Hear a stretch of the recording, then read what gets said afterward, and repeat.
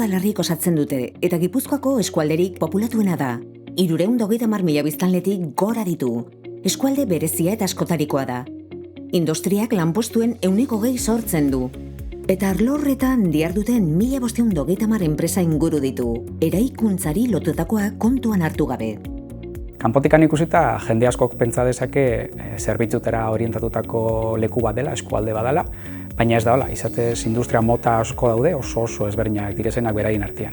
Alde batetik dauzkagu industria pisutsuak ditu ditzakegunak, hartzen dituztenak papergintza, esateako, automozioa, halako makina erramaintakin erlazioa daukaten industria horiek pixkate ingurutako herrietan gehiago kokatzen dira, eta beste alde batetik badauzkagu industria asko, enpresa asko, punta-puntako teknologiekin lan egiten dituztenak, ezta? Bateriekin lan egiten dutenak, osasun kontutan dabiltzatenak, eraikuntza kontuak ere badaude, oso eremu anitza da.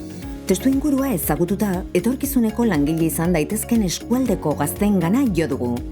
Zein jarrera dute Donostialdeko gazteek zientzia eta teknologiarekiko?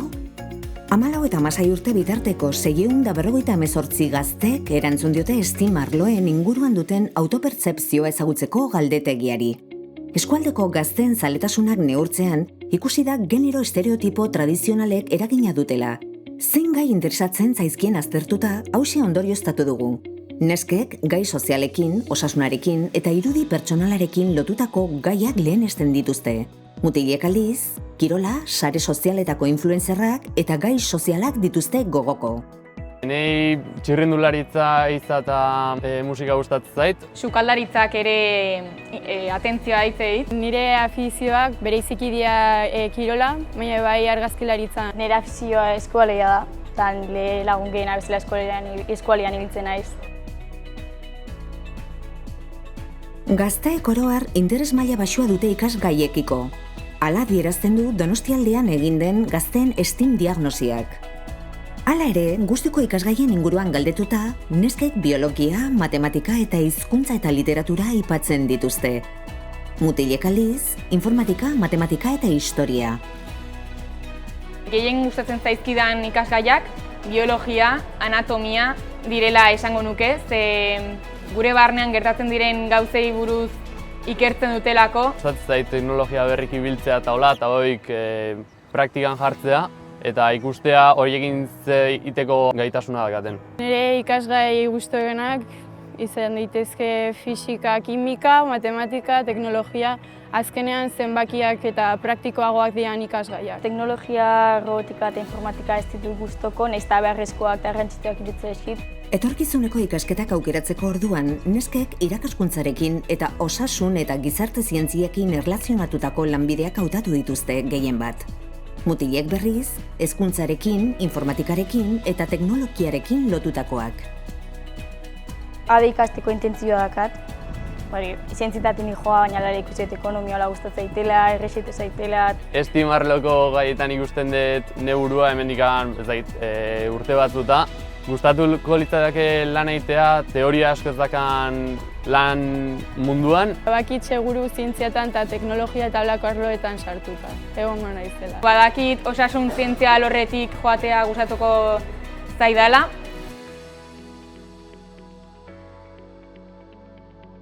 Diagnosiak agerian utzi du, neskek eta mutilek ez dutela interes berdina etorkizunean STEAM arloan lan egiteko.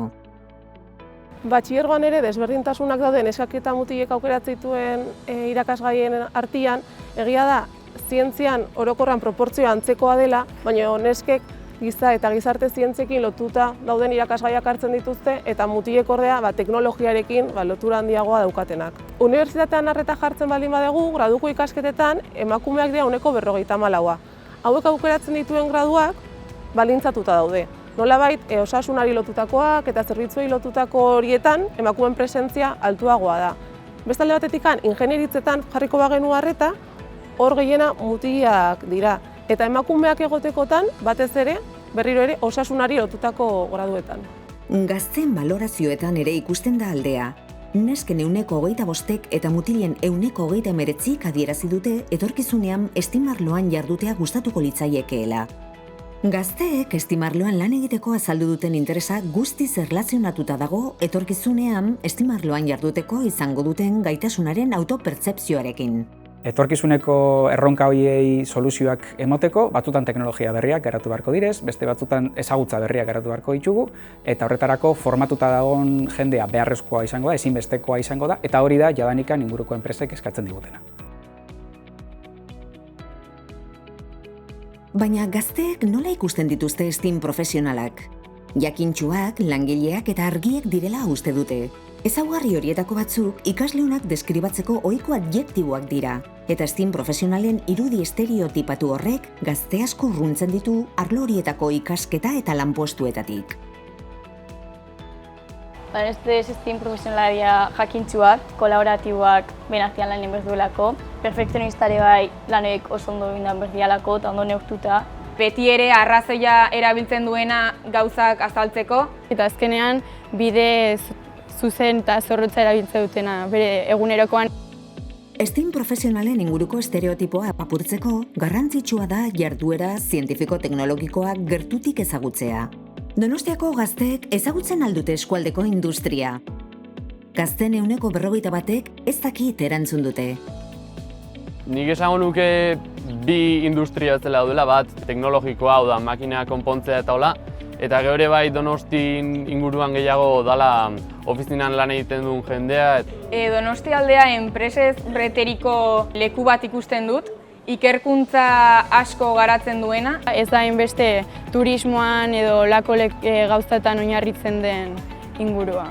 Eta zer diote gaztek genero berdintasunaren inguruan?